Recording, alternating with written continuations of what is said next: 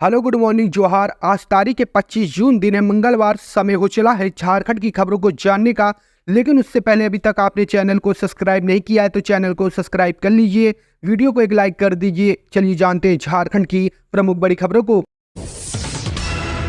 झारखंड में बारिश के साथ कहीं कहीं दिखेगा धूप छांव का नजारा। झारखंड के मौसम में काफी बदलाव के संकेत मिल रहे हैं। प्रदेश में बारिश के साथ कहीं कहीं धूप छांव का भी नजारा दिखेगा। मौसम केंद्र के अनुसार 25 से 28 जून तक राज्य में कहीं कहीं गर्जन और तेज हवाओं के झोंके के साथ वज्रपात होने की आशंका है। हवा की गति 30 से 50 किलोमीटर प्रति घंटे होने की संभावना है। 28 और 29 जून को राज्य भर में बारिश होगी। बताते चले कि राज्य के उत्तर पूर्वी हिस्से में मानसून का आगमन हो गया है। मौसम केंद्र ने जानकारी दी है कि राज्य के पाकुड़ और साहिबगंज तक मानसून का प्रवेश हो गया है। ऐसे में आने वाले 1-2 दिनों में मानसून राज्य भर में फैल जाएगा। मौसम केंद्र के अनुसार 26 जून को राज्य के उत्तर पूर्वी और दक्षिण पूर्वी भागों में कहीं कहीं भारी बारिश होने की संभावना है। इसका प्रभाव गोड्डा, साहिबगंज, दुमका, पाकुड़, देवघर, जामताड़ा, धनबाद, गिरिडीह, पूर्वी सिंहभूमि, पश्चिम सिंहभूमि, सरायकेला खरसावां जिले में कहीं कहीं भारी बारिश होने की आशंका है। मौसम केंद्र के अनुसार आने वाले दिनों में तापमान में गिरावट दर्ज की जाएगी, जो 3 से 4 डिग्री तक की होगी। वहीं पिछले कुछ दिनों के दौरान तापमान में कमी महसूस की गई है। मौसम विज्ञान केंद्र की माने तो पिछले 3 दिनों के दौरान तापमान में 5 डिग्री तक की गिरावट महसूस की गई है। पिछले 24 घंटे के दौरान सबसे अधिक बारिश पश्चिम सिंहभूमि के कुमारडुंगी में 42.5 मिलीमीटर बारिश दर्ज की गई है कि बुढ़मो रांची में 12 मिलीमीटर, बोरियो में 5.3 मिलीमीटर बारिश दर्ज की गई है। झारखंड में शिक्षकों की भर्ती प्रक्रिया होगी तेज, भरे जाएंगे 26,000 पद। सीएम चंपई सोरेन ने दिए निर्देश। मुख्यमंत्री चंपई सोरेन ने शिक्षकों की नियुक्ति प्रक्रिया में तेजी लाने के निर्देश स्कूली शिक्षा एवं साक्षरता विभाग के अधिकारियों को दिए हैं। खास करके प्रारंभिक विद्यालय में जनजाति एवं क्षेत्रीय भाषाओं के शिक्षकों की नियुक्ति कर शीघ्र पढ़ाई शुरू करने पर जोर दिया है। जनजाति भाषाओं के 3,538 एवं क्षेत्रीय भाषाओं के 8,418 पदों पर नियुक्ति प्रस्तावित है। मुख्यमंत्री ने इन पदों की विरुद्ध नियुक्ति को लेकर सभी आवश्यक प्रक्रिया को शीघ्र पूरा करने को कहा है। मुख्यमंत्री सोमवार को स्कूली शिक्षा एवं साक्षरता विभाग की योजनाओं तथा शिक्षकों की नियुक्ति प्रक्रिया की समीक्षा कर रहे थे। मुख्यमंत्री ने बैठक में झारखंड कर्मचारी चयन आयोग के माध्यम से सहायक आचार्य के 26,000 पदों पर चल रही नियुक्ति प्रक्रिया को पूरी करने को लेकर समय सीमा भी तय कर दी है। उन्होंने 15 अगस्त तक 11,000 इंटर प्रशिक्षित सहायक आचार्य तथा 5 सितंबर तक 15,000 स्नातक प्रशिक्षित सहायक आचार्य की नियुक्ति प्रक्रिया पूरी करने का स्टाक सौंपा है। वन अधिकार पट्टा रद्द करने वाले अधिकारियों पर कार्रवाई तय। सीएम चंपई सोरेन बोले। झारखंड के सीएम चंपई सोरेन ने वनों पर निर्भर लोगों को वन भूमि का पट्टा देने के अधिनियम में कोताही या लापरवाही करने वाले अधिकारियों पर सख्त कार्रवाई की चेतावनी दी है। सीएम ने वन अधिकार अधिनियम पर सोमवार को रांची में आयोजित राज्य स्तरीय कार्यशाला को संबोधित करते हुए कहा कि हमारी सरकार ने अबुआ वीर अबुआ दिसोम अभियान के तहत जो रूट मैप तैयार किया है, उसमें आदिवासी और वन क्षेत्रों में रहने वालों को व्यक्तिगत और सामुदायिक वन संसाधन वन अधिकार पट्टा मुहैया कराया जाएगा। इसके तहत उन्हें चिन्हित क्षेत्र में खेती करने, वनोपजों पर आधारित आजीविका संबंधित कार्य करने का अधिकार हासिल होगा। मंत्री ने कहा कि वन अधिकार अधिनियम वर्ष 2006 में लागू हुआ है, लेकिन 18 साल बाद भी हम वन क्षेत्र में रहने वाले परिवारों को वन भूमि का अधिकार देने में काफी पीछे हैं। झारखंड के विभिन्न कार्यालयों में वन पट्टा के हजारों आवेदन रद्द किए गए हैं। आवेदन क्यों रद्द हुए हैं, इसका जवाब जनता को देना पड़ेगा। जो अधिकारी आवेदनों को जानबूझकर रद्द करने का प्रयास करेंगे, उन्हें चिन्हित कर कार्रवाई की जाएगी।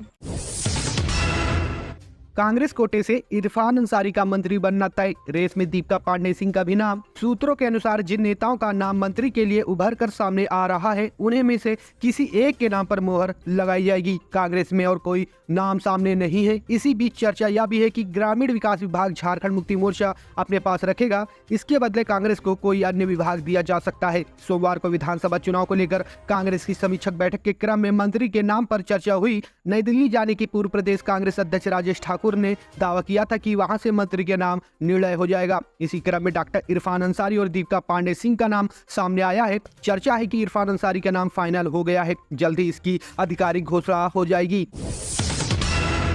विधानसभा चुनाव से पहले कल्पना सोरेन को मिल सकती है बड़ी जिम्मेदारी। झारखंड में साल के अंत में विधानसभा चुनाव होने वाले हैं। इसे लेकर सभी पार्टियां तैयारी में जुटी हुई हैं।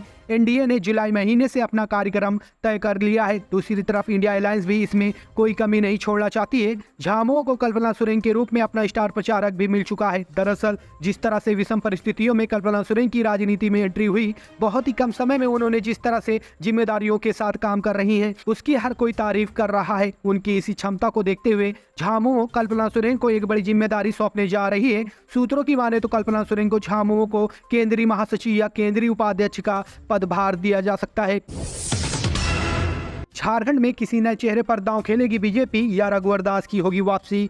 लोकसभा चुनाव 2024 में बीजेपी का झारखंड में प्रदर्शन औसत रहा। गैर आदिवासी क्षेत्रों में बीजेपी को अच्छे खासे वोट मिले, लेकिन आदिवासी बाहुल 5 सीटें पार्टी हार गई। झारखंड लोकसभा चुनाव 2024 के नतीजे बीजेपी के लिए सबक सिखाने वाले रहे हैं। पार्टी 14 में से 13 सीटों पर चुनाव लड़ी, लेकिन 8 सीटें ही जीत पाई। 1 सीट सहयोगी आजसू ने जीती। वहीं इंडिया ब्लॉक ने 5 सीटों पर जीत दर्ज की। इनमें 3 पर झामुमो और 2 सीटें कांग्रेस जीतने में सफल रही। ऐसे में प्रदेश में राजनीतिक परिस्थितियां पूरी तरह बदल चुकी हैं। इन 5 सालों में पार्टी का नेतृत्व 2 पूर्व सीएम बाबूलाल मरांडी और अर्जुन मुंडा के हाथ में रहा। 2024 के चुनाव में बीजेपी ने मरांडी को आदिवासी चेहरे के तौर पर पेश किया, जबकि केंद्र में अर्जुन मुंडा को कृषि जैसा मंत्रालय दिया। लेकिन दोनों पूर्व मुख्यमंत्री आदिवासियों के लिए रिजर्व 5 में से एक भी सीट पर जीत नहीं दिला सके। पार्टी के सूत्रों की माने तो इस बार के विधानसभा चुनाव में पार्टी किसी स्थानीय चेहरे पर नहीं बल्कि पीएम मोदी के चेहरे पर मैदान में उतरेगी। चुनाव में बहुमत मिलने के बाद पार्टी किसी कम लोकप्रिय चेहरे को जिम्मेदारी सौंप सकती है। हालांकि अर्जुन मुंडा और बाबूलाल मरांडी चुनाव लड़ेंगे, ये भी तय है, क्योंकि पार्टी आदिवासी नेताओं को दरकिनार नहीं कर सकती। ऐसे में सीएम फेस की बजाय पार्टी राजस्थान, एमपी, छत्तीसगढ़ और उड़ीसा की रणनीति पर काम कर इस बार सत्ता में वापसी करना चाहेगी।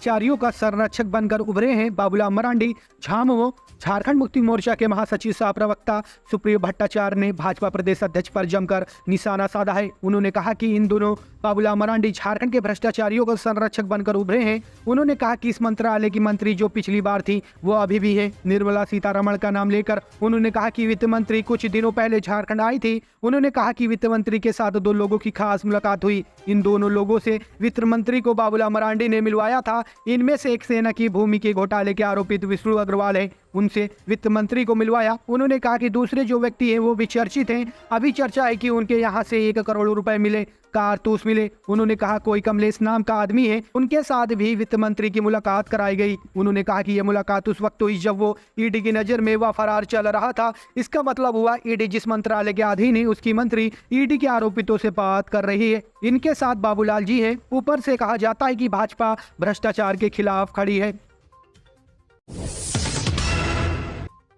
विधानसभा चुनाव में 1 अंक में सिमट जाएगी बीजेपी की हो गई भविष्यवाणी। भाजपा के प्रदेश चुनाव प्रभारी शिवराज सिंह चौहान और हेमंत बिस्वा शर्मा के दौरे पर सत्तारूढ़ झारखंड मुक्ति मोर्चा ने तंज कसा है। महासचिव सुप्रियो भट्टाचार्य ने दावा किया कि आगामी विधानसभा चुनाव में भाजपा 2.5 अंक छू नहीं पाएगी। उन्होंने कामना की कि बाबूलाल मरांडी के नेतृत्व में ही भाजपा चुनाव लड़े तो झामुमो को जीत में आसानी होगी। यह भी कहा कि दोनों प्रभारी व्यापम और शारदा घोटाले पर भी प्रकाश डाल दे तो अच्छा होता। ये राज्य में सरकार गठन का सपना देख रहे हैं। झामुमो नेता ने आगे कहा कि इन्होंने एक ऐसे नेता को सामने लाकर रखा जिनके हाल ही के दिनों का कारनामा सभी ने देखा। बाबूलाल मरांडी ने केंद्रीय वित्त मंत्री निर्मला सीतारमण की विशेष मुलाकात सेना के जमीन कारोबारी विष्णु अग्रवाल और ईडी के आरोपित कमलेश कुमार से कराई। आपको बता दें, उन्होंने कहा कि उनके मंत्री अभियुक्तों से बात कर रहे हैं और प्रभारी आकर कह रहे हैं कि राज्य में भ्रष्टाचार सरकार है। ये किस मुंह से भ्रष्ट और भ्रष्टाचार की बात कर रहे हैं। उन्होंने यह भी कहा कि बाबूलाल मरांडी घोटालेबाजों और भ्रष्टाचारियों के संरक्षक हैं। दोनों चुनाव प्रभारियों को नीट पेपर लीक पर भी बोलना चाहिए था। पिक्चर अभी बाकी है। नीट पेपर लीक में रांची के रॉकी से जुड़े हैं कई अहम राज। नीट पेपर लीक मामले के मास्टरमाइंड माने जाने वाले संजीव मुखिया के करीबियों की कहानी अभी खत्म नहीं हुई है। नीट पेपर लीक मामले में चिंटू मनीष के बाद अब संजीव मुखिया के एक और करीबी रॉकी का नाम ऊपर आ रहा है। दरअसल नीट पेपर लीक कांड मामले में गिरफ्तार चिंटू ने पूछताछ के दौरान ईओयू के समक्ष कई अहम खुलासे किए हैं। पृष्ठ पत्र मामले में शामिल कुछ लोगों के नाम का खुलासा चिंटू के बयान के आधार पर किया गया है, जिसमें फिर एक बार फिर राजधानी रांची का नाम जुड़ता नजर आ रहा है। नीट प्रश्न पत्र लीक मामले में इस बार एक रांची के चुटिया इलाके में रेस्टोरेंट संचालक रॉकी का नाम सामने आया है। दरअसल रेस्टोरेंट संचालक रॉकी का नाम देवघर से गिरफ्तार चिंटू की गिरफ्तारी के बाद सामने आया है। चिंटू ने बिहार के आर्थिक अपराध इकाई को पूछताछ में यह जानकारी दी है। मिली जानकारी के अनुसार चिंटू ने यह भी बताया कि नीट पेपर के सॉल्ड आंसर रॉकी के माध्यम से सबसे पहले बायोलॉजी के प्रश्न पत्र एवं उत्तर आए थे। इसके बाद फिजिक्स और अंत में केमिस्ट्री के प्रश्न पत्र के आंसर आए थे। रांची के रॉकी के द्वारा जो सॉल्ड पेपर चिंटू को दिए गए थे, उस पेपर को चिंटू ने बिहार भेजा था। बताया जाता है कि अतुल वत्स, अंशुल सिंह समेत अन्य के सीधे संपर्क में रॉकी था। जांच में यह भी बात सामने आई है, रॉकी मूल रूप से बिहार के नालंदा का रहने वाला है, संजीव मुखिया का करीबी है। चिंटू ने यह भी बताया कि पटना के खेमनी चक स्थित लर्न एंड प्ले स्कूल में करीब 35 छात्रों को प्रश्न पत्र और उत्तर रटवाने के लिए यही वाईफाई प्रिंटर की मदद ली गई थी। इस प्रिंटर के माध्यम से ही 10 से 12 प्रति का प्रिंटर निकाला गया था। इस मामले का मुखिया मास्टरमाइंड अतुल वत्स, अंशुल सिंह समेत अन्य के सीधे संपर्क में रॉकी रहा था। वहीं जांच में कई जगह अनियमितता पाई गई है, जिसमें प्रश्न पत्र की ट्रांसपोर्टिंग सहित अन्य बिंदु हैं, जिसे लेकर लगातार जांच की जा रही है। झारखंड में विधानसभा चुनाव से पहले कांग्रेस की क्या है तैयारी, प्रभारी गुलाम अहमद मीर ने बताया। झारखंड में लोकसभा चुनाव की 2 सीटों पर जीत दर्ज करने और भारतीय जनता पार्टी को 8 सीटों पर रोकने के बाद कांग्रेस पार्टी के हौसले बुलंद हैं। पार्टी अब झारखंड विधानसभा चुनाव की तैयारियों में भी जुट गई है। कांग्रेस के प्रदेश स्तर के 21 नेता झारखंड से पार्टी की बैठक में शामिल होने पहुंचे थे। झारखंड कांग्रेस प्रभारी गुलाम अहमद मीर ने इस अहम बैठक से पहले कहा कि कांग्रेस कार्य समिति की बैठक में तय हुआ था कि लोकसभा चुनाव के परिणाम की हम समीक्षा करेंगे। आज की बैठक में चुनाव परिणाम की समीक्षा के साथ साथ आगामी विधानसभा चुनावों पर भी चर्चा होगी। बैठक में आगामी चुनाव के मुद्दों और नेतृत्व पर भी विचार किया जाएगा। गुलाम अहमद मीर ने सोमवार को नई दिल्ली में कहा कि झारखंड में हम गठबंधन की सरकार चला रहे हैं। वर्ष 2019 में हमने एक घोषणा पत्र जारी किया था। हमारे घोषणा पत्र पर लोगों ने एतबार किया। हम चर्चा करेंगे कि हमारी कोई महत्वपूर्ण घोषणा अधूरी तो नहीं रह गई। अगर ऐसा होगा तो हम उस पर भी बैठक में चर्चा करेंगे, आगे भी उस पर विचार करेंगे। धमकी के बाद भी डॉक्टरों को नहीं मिली सुरक्षा, आईएमए में भारी नाराजगी, कर दिया ये बड़ा ऐलान। धनबाद के प्रसिद्ध स्त्री एवं प्रसूति रोग विशेषज्ञ डॉक्टर स्वरमंगला प्रसाद को रंगदारी मांगे जाने के मामले में अभी तक सुरक्षा नहीं मिल पाई है। इसे लेकर इंडियन मेडिकल एसोसिएशन ने काफी नाराजगी है। एसोसिएशन का कहना है कि सुरक्षा मांगे जाने पर अभी तक जिला प्रशासन की ओर से कोई जवाब नहीं दिया गया है। ऐसे में लगातार डॉक्टर और उनके स्वजनों पर भय का माहौल है। आपको बता दें, गुरुवार रात को डॉक्टर स्वरमंगला प्रसाद से प्रिंस खान ने 1 करोड़ रुपए की रंगदारी मांगी थी। रंगदारी नहीं देने पर गोली मार देने की धमकी दी थी। इसके बाद इसकी शिकायत जिला प्रशासन से की गई। पुलिस प्रशासन की ओर से फिलहाल मामले की जांच पड़ताल की जा रही है, लेकिन इससे आईएमए के पदाधिकारी संतुष्ट नहीं हैं। इंडियन मेडिकल एसोसिएशन के पदाधिकारी ने इसे लेकर आपात बैठक की है। पदाधिकारी का कहना है कि डॉक्टर समुदाय में भय का माहौल होने लगा है। ऐसी स्थिति में बिना सुरक्षा के मरीजों की सेवा नहीं दी जा सकती है। संगठन की ओर से रणनीति बनाई जा रही है। सुरक्षा के लिए राज्य भर में आंदोलन किया जाएगा। एक प्रतिनिधिमंडल जिला प्रशासन से मिलकर सुरक्षा की मांग